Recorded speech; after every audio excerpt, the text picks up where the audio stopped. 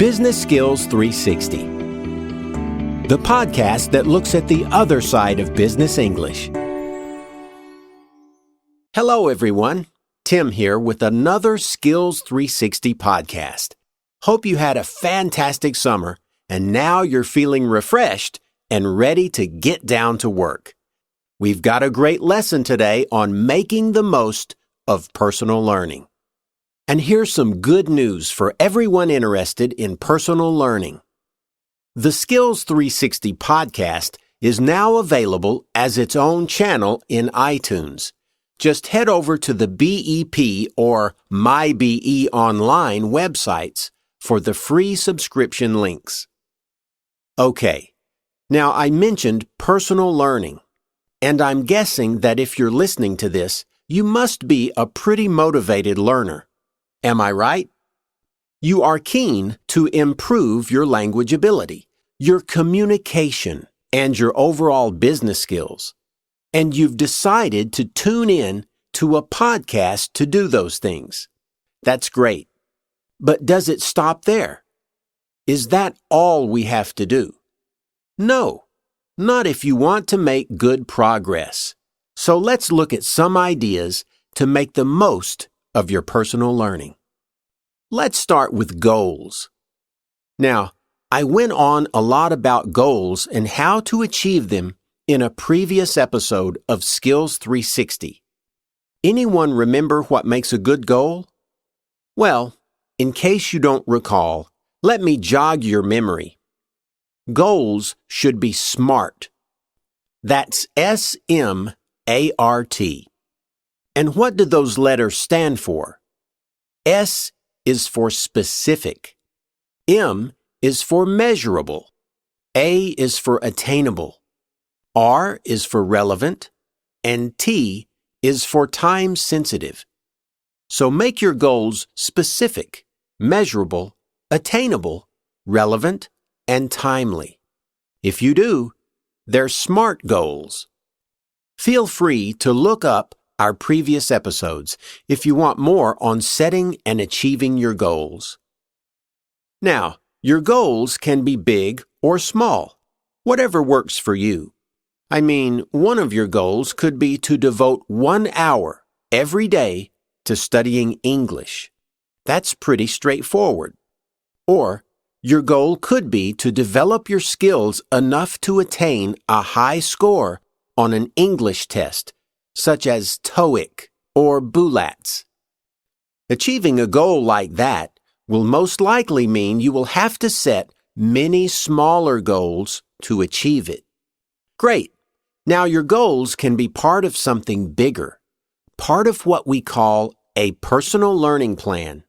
To create a personal learning plan, you need to sit down and figure out what your strengths and weaknesses are, which skills you want to develop, how much time you have, how much money you can commit, and what exactly you want to accomplish.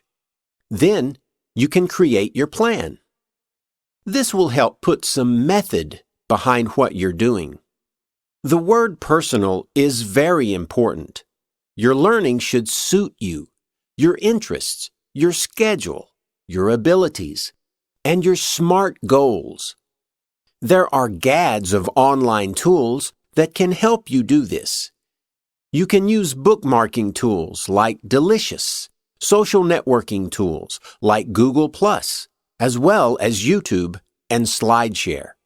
In fact, if you think about the online tools that you use for business communication and entertainment, these are probably all useful in building a personal learning plan. If you want to take it up a notch, you can try the new Course Builder tool on mybeonline.com. All right, now one thing to keep in mind is variety. Variety in what? Variety in everything. You should be varying your type of input, the source of that input, and the difficulty of your input. Your type of input could include both reading and listening, as well as vocabulary work and grammar, if that's up your alley. The source of your input could be radio, television, podcast, newspapers, and face-to-face interaction. And the difficulty could range from materials created specifically for language learners to those targeting native speakers. In a word, mix it up. Listen to some of my 360 shows, work on a couple of BEP podcasts, then hone your listening with CNN or BBC. Then maybe switch over to some video vocab lessons and read some business reports from Bloomberg or CNBC. You get the idea. Another point I want to make about your input is that it should be relevant and interesting. I mean that it's relevant to you personally and your job. Studying what is not relevant or interesting will make you bored. And being bored will make you unmotivated. What you study truly has to be useful. Great. Remember to set SMART goals and build a truly personalized learning plan that has a variety of input that is both interesting and relevant to you. Keep those things in mind, and you'll be on the road to success. That's all for today. If you'd like to test yourself on what we've just covered, have a look at the mybeonline.com website. There, you'll find a quiz about today's show, as well as a complete transcript. Next week, we'll look at how to maintain your progress and keep on track with your personalized learning plan. So long, and see you again soon. Business Skills 360, the podcast that looks at the other side of business English. Welcome back to the Skills 360 podcast. My name's Tim, and today we're going to look at some more tips and ideas for making the most of your personal learning. And FYI, listening to Skills 360 just got easier. Yes, this podcast now has its own channel on iTunes. If you don't already subscribe, visit BEP or MyBE Online for the free subscription links. Okay, so last week I talked about setting yourself up with a system of personal learning. Today, I'm going to be talking about maintaining your momentum and staying on track. All right, you've set some goals, found some resources, and come up with a plan for your personal learning. How are you going to stick to that plan?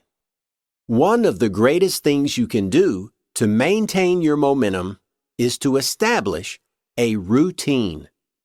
If you keep thinking that you'll study if and when you get the time, or if you just try to fit in some listening practice every now and then when you get 20 minutes of free time, chances are you won't achieve your goals. You'll go nuts with frustration. You need to be regular. This usually means studying at the same time every day, whether it's on your commute, over your morning cup of joe, or part of your evening routine. Doing it the same time every day will help make it a habit. It will become second nature, just like brushing your teeth.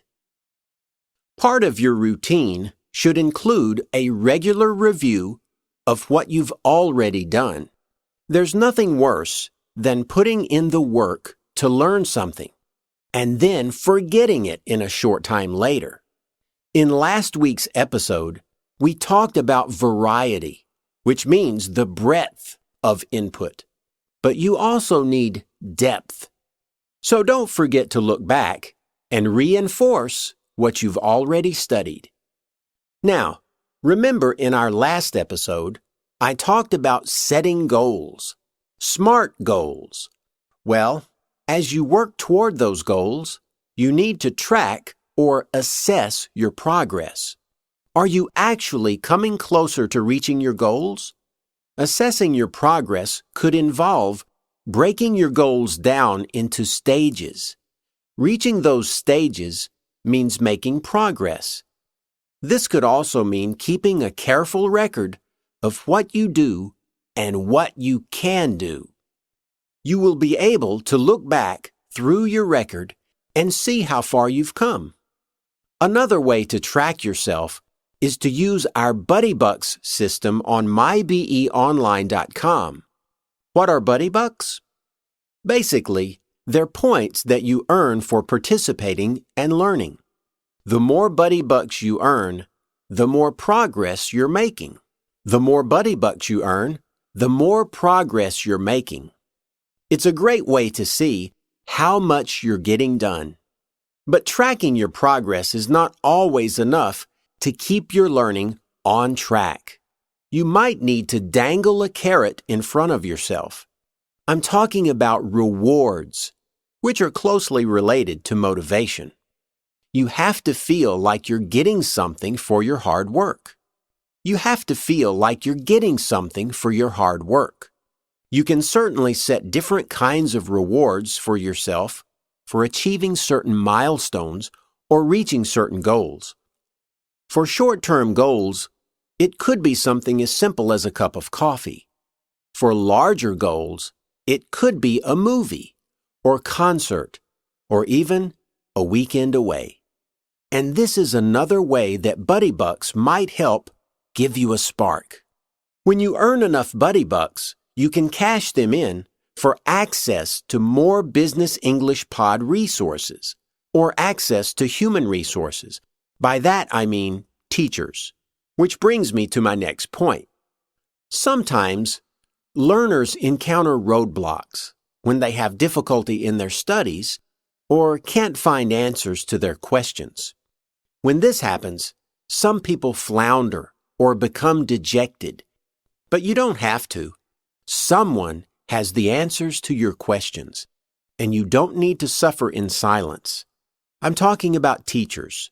Get help when you need it. If you're not taking a class and don't have a flesh and blood teacher to help you, then go online.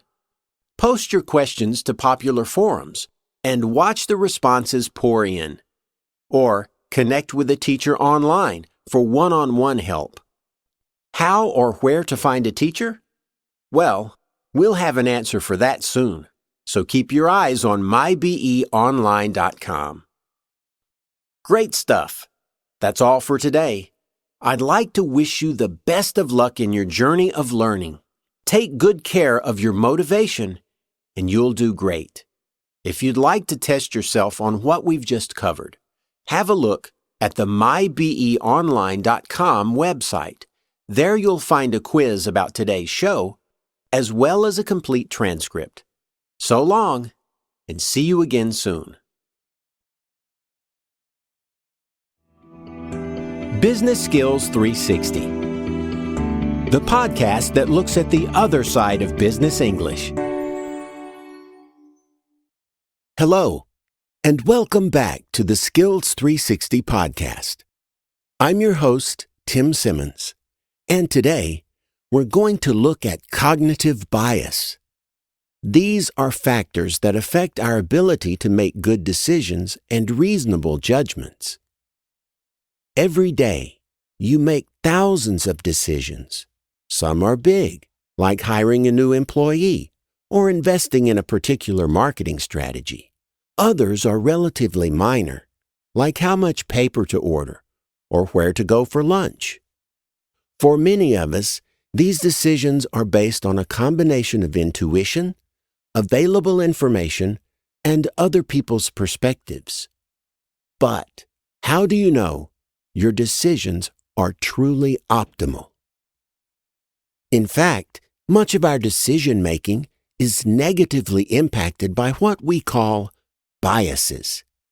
Biases are unconscious tendencies to lean one way or another, mentally speaking, toward or away from a person, toward or away from types of information. These tendencies lead us to make poor decisions. And there's one type of bias called overconfidence bias that prevents us from even noticing what is happening. Today, we'll go through some common cognitive biases, and in our next lesson, we'll talk about how to counteract them. Let's start with one of the most common and damaging biases: confirmation bias. This type of bias leads us to focus on information that supports what we already think. At the same time, we ignore evidence that might show that our beliefs are wrong. Consider a salesperson who is convinced that a particular sales strategy is the best one. Every time that strategy works for her or other people, she'll see it as proof that she's right. But the times it doesn't work, well, those instances are ignored. You've probably been frustrated by people who are stuck in their beliefs like this as a result of confirmation bias. Another bias that relates to getting stuck is the sunk cost fallacy. Basically, once we've invested a lot of time, money, or energy into something, we're very reluctant to back out or change course. Perhaps you've got an employee who really can't do the job, but you've invested a lot in hiring and training them. So this bias makes you resist the right decision, even when keeping the person on will cost you more in the long run.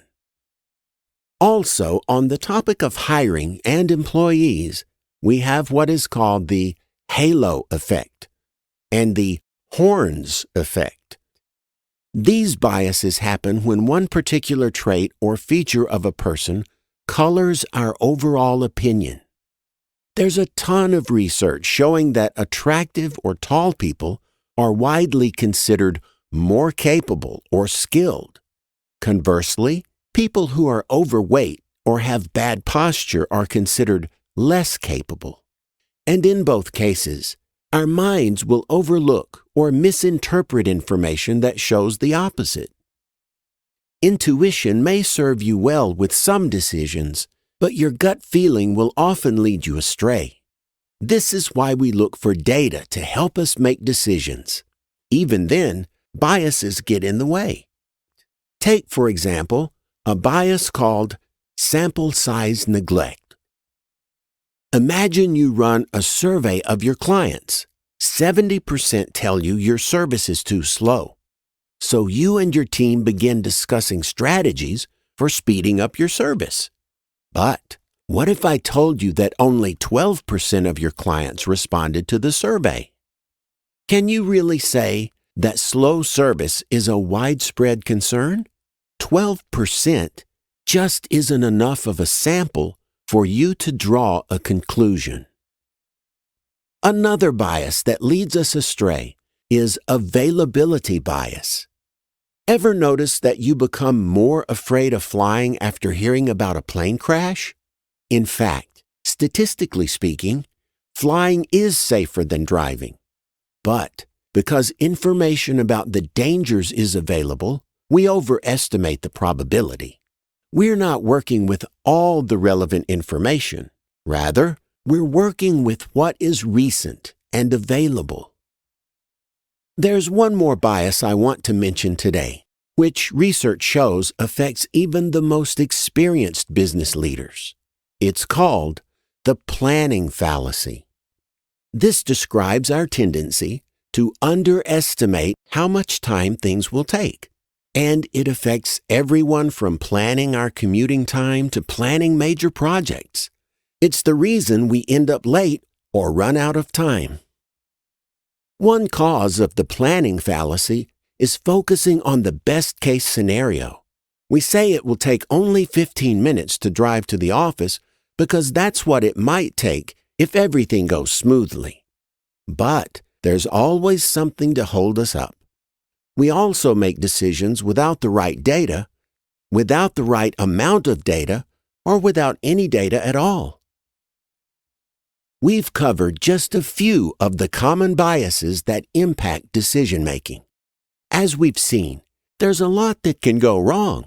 Fortunately, there are ways to counteract these biases. Basic awareness that they are working in the background of our minds is a start. And in our next lesson, we'll look at some more remedies to combat these biases. That's all for today. If you'd like to test yourself on what we've just covered, have a look at the businessenglishpod.com website. There, you'll find a quiz about today's show, as well as a PDF transcript. So long, and see you again soon. Business Skills 360, the podcast that looks at the other side of business English. Hello, and welcome back to the Skills 360 podcast. I'm your host, Tim Simmons, and today we're going to continue learning about cognitive bias. In this lesson, we'll look at how to deal with the biases that impact our decision-making. Trusting your gut and making quick decisions might work in some cases. But if you think your decision-making ability is based on perfect reasoning and complete information, well, you're wrong. You're only human after all, and your decision-making machinery is flawed. In our last lesson, we had a closer look at exactly the kinds of biases that lead to suboptimal decisions. So, how can you overcome these biases? It's a question that every good manager should be asking themselves.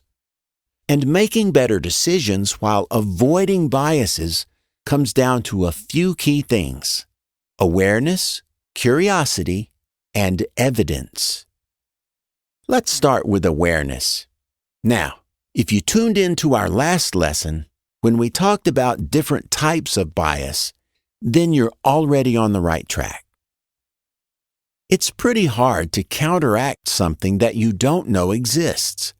So merely by learning about the existence of bias and the different types of bias, you'll be able to improve your decisions. For example, last time we talked about the halo effect, which happens when we have an overall positive impression of someone based on one positive trait, or when our initial positive impression leads us to overlook subsequent negative information. Next time you're conducting an interview and you're feeling really positive about a candidate, remember the halo effect. And you can ask yourself, is my opinion of this person being determined by one thing or my first impression? In this way, simply understanding that the halo effect exists is a first step in resisting it. But don't expect this to be easy. Resisting bias is hard, and it's frequently uncomfortable. In fact, all learning involves stepping outside our comfort zone. So if you find learning about your biases unsettling, well, that's a good thing. It's safe and comfortable to think within our established frameworks. Getting stuck in a mental rut is easy. Getting out of one is not. Of course, this requires us to be open to other ways of thinking. Curiosity is valued more than ever as a quality of good leaders. Curiosity involves acknowledging that we might not have all the answers, and good leaders actively seek out different opinions and perspectives. There's ample research to show how diversity of people and diversity of thought leads to better decisions. Who's to say your experience is broad enough to know the answers to every question? You might think you've seen it all, but you haven't. And good leaders seek out dissent and contradictory viewpoints. Even if you come to the same conclusion you started with, your ideas will be sharper. Being curious requires us to slow down. If you're used to knee-jerk solutions to complex problems, then this is going to feel different. Seeking diverse perspectives takes a more intentional approach. There are many leaders who consult with different people, but without the genuine openness to change their own minds. So unless you are actually willing to revise your thought, then don't even bother. The third key to overcoming bias is focusing on evidence. Nothing beats good data when it comes to good decision-making. This might mean taking the time to collect more data than you currently have.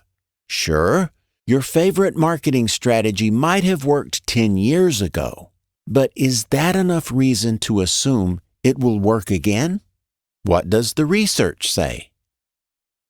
Focusing on good information sometimes means removing things that we know might cause bias. Consider the idea of blinding in hiring processes. This means stripping away information that might lead to bias, including gender, name, and age. In this way, we evaluate candidates based more purely on their experience and suitability. Studies show that this leads to better hiring and greater diversity, both of which contribute to better decisions. Can we completely eliminate bias through awareness, curiosity, and grounding ourselves in evidence? Well, completely bias-free decision-making is likely an unreachable ideal. But in an increasingly competitive world, with increasingly scarce resources, and with massive shifts in how people think, work, and relate, leaders who are actively trying to reduce bias are going to fare well. Today, we've looked at some of the fundamental ways we can counteract the biases that harm our decision-making. We focused on awareness, curiosity, and evidence. And if you're open to the fact that biases exist and that they are limiting, then you've taken the critical first step. That's all for today. If you'd like to test yourself on what we've just covered, have a look at the businessenglishpod.com website. There, you'll find a quiz about today's show, as well as a PDF transcript. So long, and see you again soon.